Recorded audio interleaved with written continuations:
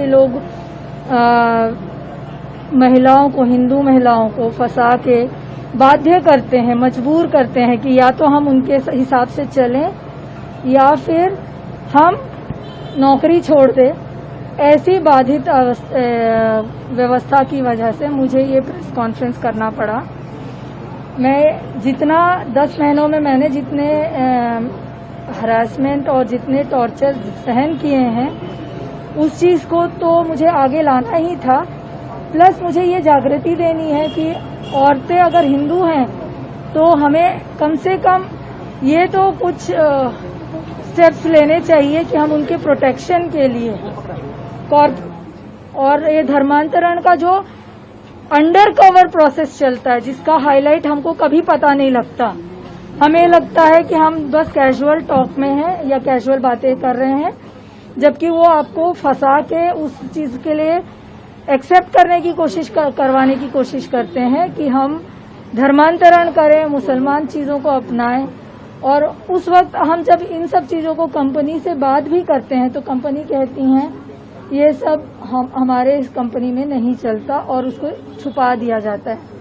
जब कहा जाता था आपको, पहले तो उन्होंने कहा था कि मैं अपने सुपरवाइजर से शारीरिक संबंध रखूं ताकि वो मुझे दुबई जाने में मदद कर सके। सुपरवाइजर का कि शाहिना रफीक का? नाम के साथ बताइए। शाहिना रफीक वो मुसलमान लड़की है जिसने मुझे पहले दिन से परेशान किया। क्या परेशान किया वो बताइए। उसने पहले दिन ही मुझे कॉल पे बहुत सारी व्यक्तिगत बातें पूछी और उस पे उसने मुझे ये कहा कि इतने मीन्स तुम बहुत पढ़ी लिखी हो और जो सैलरी विप्रो दे रही है वो बिल्कुल ना के बराबर है।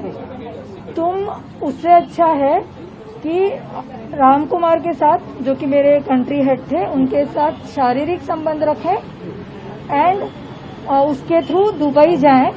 दुबई में मेरे साथ बहुत शेख पहचान के हैं, तो उन शेख के साथ, उनमें से किसी एक के साथ मैं आपकी शादी करवा दूंगी।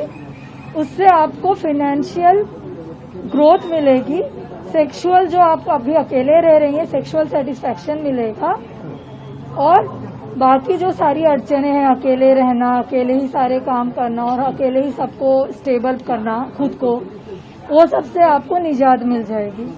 ऐसा कहने का क्या कारण है? अब मुझे नहीं पता, ये प्लीज शाहिना से बोलो। मैं भी शायद पहले तो मैंने भी सोचा था कि शायद ये कैजुअल टॉक है और मुझे ये किसी से कहना नहीं चाहिए। कोई पुलिस कंप्लेंट दर्ज हुआ है? कल कंप्लेंट दी है, FIR के लिए आज बुलाया है। उन्होंने कहा हम इन्वेस्टिगेट करेंगे और उस पर फिर FIR दर्ज की जाएगी। आपने विप्रो से इस बारे में कोई संपर्क किया, कुछ मेल वगैरह या? हाँ जी, 24 अप्रैल 2026 को भी हमने इस मुद्दे को फिर से उठाया मेरे रेजिग्नेशन के बाद कि आप मुझे कारण दीजिए कि आपने मुझे क्यों निकाला है। मेरा क्या, या तो मेरा जॉब पे कुछ गलती होगी इसकी वजह से निकाला है, या फिर मेरे बिहेवियर में गलती होगी जिसकी वजह से निकाला है।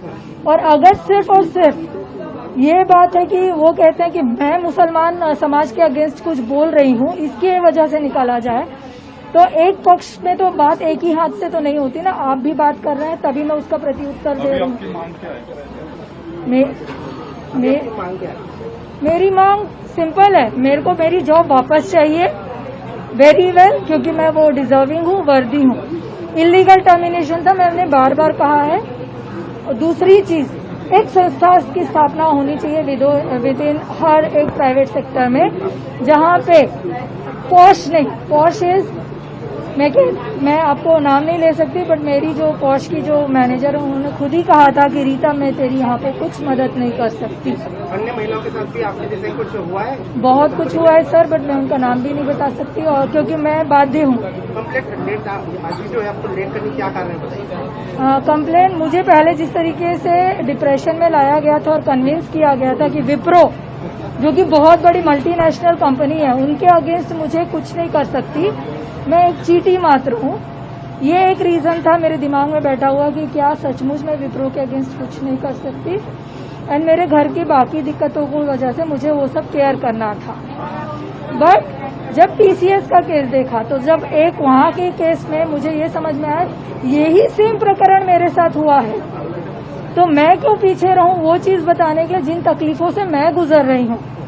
क्या कंपनी की रिस्पॉन्सिबिलिटी नहीं है कि उनको ये देखें कि हर एक जो भी एम्प्लॉय है चाहे नामांतरण के लिए फोर्स किया गया था आपको? हाँ जी, क्या बताया? उसने बोला था शेख से शादी करो। अगर मैं शेख से शादी करूंगी तो क्या कहलाऊंगी सर, आप ही बता दीजिए। क्या प्रलोभन दिया था आपको?